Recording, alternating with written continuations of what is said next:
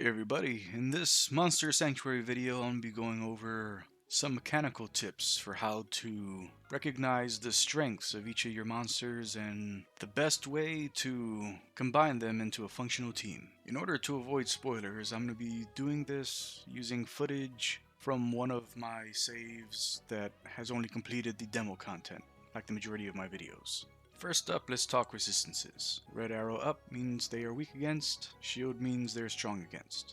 So a good rule of thumb, try not to have too many monsters with the same weakness in the same party, as the results can be dire as you reach higher level content. Also, choosing a team that are all resistant to a particularly nasty type of damage that a champion or tamer team puts out is also a pretty good idea.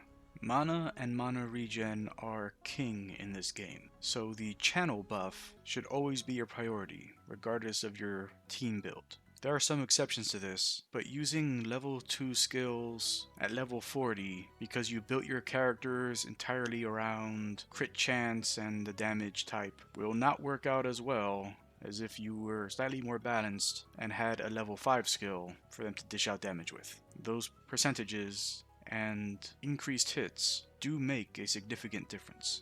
If your goal is to make a team that primarily deals damage using debuffs, then a great passive to focus on is the Fatal Upkeep passive. Having multiple monsters with that passive, along with a single monster that allows for multi-stacking, can have tremendous benefit. And once shifting is available, many of the best debuffers can be shifted to allow themselves to add an extra stack even if they don't have it as an option in their trees, making a full team of debuffers that do not have natural multi-debuff passives incredibly viable and some of the best units in the game.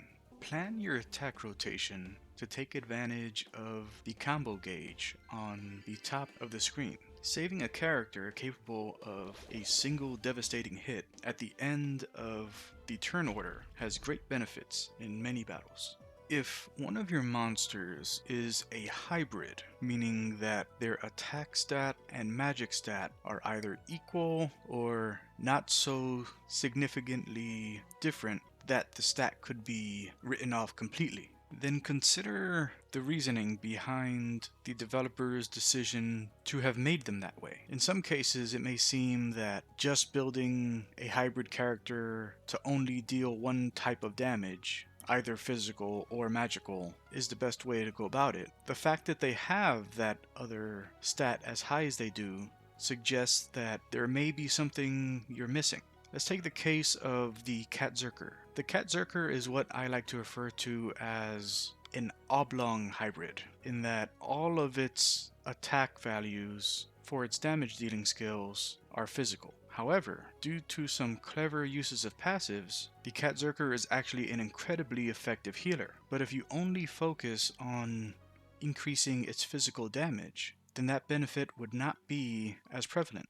Also, pay close attention to the wording on skills, such as unique aura and aura. A unique aura generally has an interesting effect that would either be overpowered to allow to stack or just wouldn't make sense to have the option to stack. So having more than one unit with that aura just would not be beneficial. However, any aura that only says aura can be stacked, and so it is to your benefit to build your team to have as many units with that same aura as possible.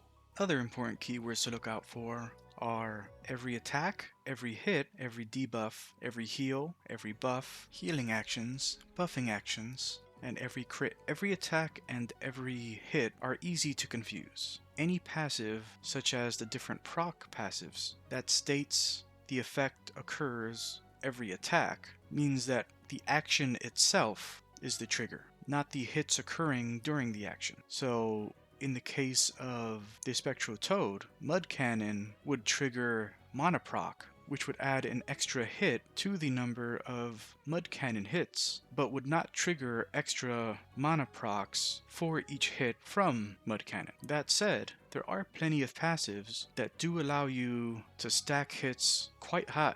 And let's take a look at the Poison Eater skill. The Poison Eater skill caps out at 5 hits. That said, an extra hit is performed for each stack of poison on an enemy. The Spectral Toad has the multi-poison passive, which if invested in means that an enemy can be poisoned up to 3 times. And if 2 more units are added to the party that have the multi-poison passive, then that enemy could be poisoned up to 7 times, meaning that Poison Eater would go from a maximum of 5 hits, 6 with Mana Proc, would go up to 12 hits, or 13 with Mana Proc. And if the unit using it has the Proliferate passive, as well as the ability to apply other debuffs as they attack, then that number could go even higher, which is one of the incredible things about how this game was created. That's it for this video. I hope you found these tips beneficial and are able to capitalize on them in the future. Have a great day, and I'll see you guys next time. Bye.